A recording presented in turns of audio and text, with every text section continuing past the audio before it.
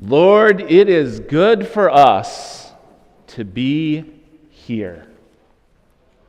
It is good for us to be here gathered as the people of Wood Lake and of House of Prayer. It is good for us to be here gathered as people who are followers of Jesus. It is good for us to be gathered as people who are witnesses to the good news that is happening in the face of fear and of tragedy and of unrest in our communities. It is good for us to be gathered here as people united in a time of deep division. Dear friends, it is good for us to be gathered here on this Transfiguration Sunday as we gather in this space for all those reasons and for so many more. Those words, Lord, it is good for us to be here, seem to jump off the page of our gospel lesson as Peter speaks them. Peter, who is one of those characters who he is the rock on which the church will be built. He is also the outspoken disciple who misses the point probably more times than any of the other disciples when we read through the Gospels. It is good for us to be among Peter. It is good for us to be here. In our gospel lesson, God is stirring among Jesus and the disciples. We find ourselves in kind of this middle portion of Matthew's gospel where Jesus has been out among the people. Jesus has been teaching, bringing good news to those on the margins. Jesus has been healing those who are sick. Jesus also has been doing his part to create some disturbance in the empire and to upset those who are in charge. Jesus is doing some things, and if we've read through the Gospels before, which I presume most of us in this room have read at least one of the Gospels or heard the stories of the Gospel from Jesus' birth through the Easter story and then beyond, we know that Jesus is just getting ready in this time to really make a splash in the world, that he is going to go to a cross where he is going to hang, and he is going to prove that death itself is not the end of the story. Because after he's put into a tomb, 3 days later, women are going to go to that tomb and find the tomb empty. That Jesus is risen, defeating what seems to be the scariest thing that we could possibly face, defeating evil itself, defeating death itself. And so in this time and in this moment is where we find ourselves gathered in this word, and it is on the same mountain where Moses experienced God's presence not just once, but multiple times. And we hear this story at the end of our reading for 40 days and 40 nights. A biblical image that comes back time and time again for a period of time of completion. And it is on that mountain where Jesus takes Peter and James and John, and they see that Jesus is transfigured, sparkling in ways that Jesus hadn't before, with a halo of light that Jesus hadn't had previously. They hear the very voice of God. I'm not exactly sure what that voice sounds like, because I haven't been on that mountain and heard that voice the way that these three disciples did. But it was distinct, and they knew it as God's voice, echoing what was spoken at the baptism of Jesus. This is my beloved, in whom I am well pleased. And this time God adds an instruction for those three disciples who are there. Listen to him. Now, I presume that most of us, if we heard God's voice, would probably do just as the disciples did. We would maybe not necessarily fall to the ground, but there would be a certain amount of fear, trepidation, concern. Why is God speaking to me in this time and in this place? Oddly, for Jesus, the next action is fairly common. Come on, let's go.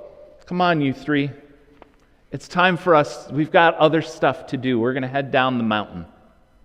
Oh, by the way, don't be afraid. Jesus knows what's going through the minds of the disciples. Jesus knows their trepidation, their fear, and yet he knows that he is present with them. And so they have no reason to be afraid. For the last year, the congregations of Woodlake Lutheran Church and House of Prayer Lutheran Church have been using this phrase that has really captured who we are and what we're about. And the phrase is, better together. It's a phrase that has captured not just what we've done for the last year, but the last 5 years quite intentionally, the last probably 10 years with a certain amount of intention. And if you ask the right people, this work has been going on for 20 years. Maybe there's, 19 and a half or, 20 and 3 months and 47 days or something like that. I guess 47 days is more than a month. But anyway, there's different numbers out there. But this work has been going on for a long time because at our core, what we've been doing is ultimately just what God is calling us to do, to be followers of Jesus in our community. So, Lord, it is good for us to be here today, to gather as God's people who are worshiping together with intention, not just because, we willy-nilly decided to go into that church building today. No, we are here for a specific reason. Because God has called us to be here in this time and in this place. Because God has called us to be together, to be the witness of God to our community, to this Richfield community, and to the places that we go home. Because we know that many of us don't live exactly in Richfield, but Richfield is our heart. It is the place that has gathered us. Even if we live in Bloomington, or Apple Valley, or Eden Prairie, or St. Paul, or many other places that we find ourselves in our home, this is where we gather to be reunited with people who are hearing God's message and God's story.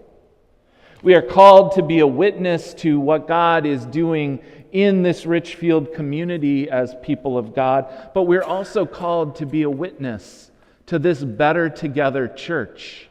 That in a time where we hear studies and research that says people are turning their backs on church, what we are actually witnessing is God's work alive as the church.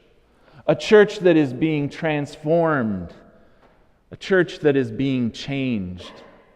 Not churches that are dying, but a church that is witnessing anew the gospel being lived out in a new way in our community among God's people. We are called to share this story, this good news that is happening. We are called together to support one another because this is who God is calling us to be in this time.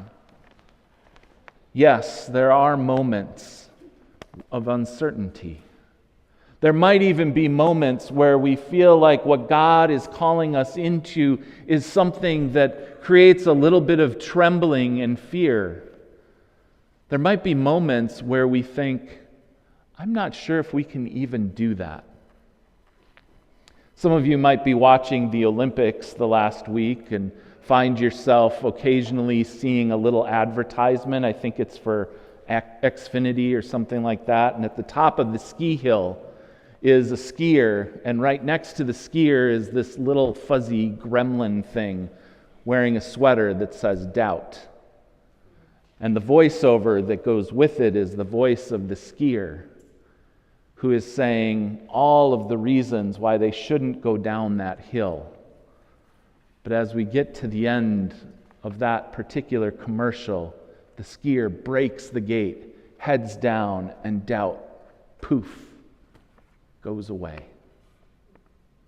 That's what it's like to walk as God's people. That is the admonition of Christ walking with those disciples, and that is the admonition of Jesus leading this church forward.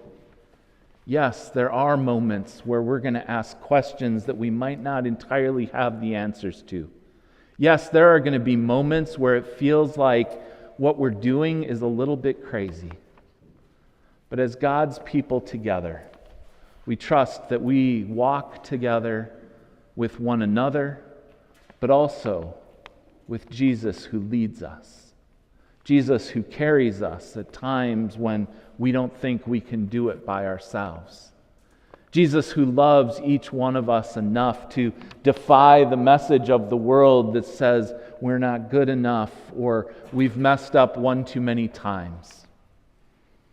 Jesus who says, I love you, and calls each of us by name. God knows where we're headed. God knows the stumbling that we'll do along the way. But God says, go and do it anyway. For you are my people. In you I am well pleased. You are my beloved. We are being called in that kind of love to be God's people together, to share God's love through our actions in our community, and to share God's love through a church that affirms the message that we value vibrant worship, that we are a community of collaborators, and that we will grow in all ages and stages of our life, trusting that it is God who is leading us forward. Amen.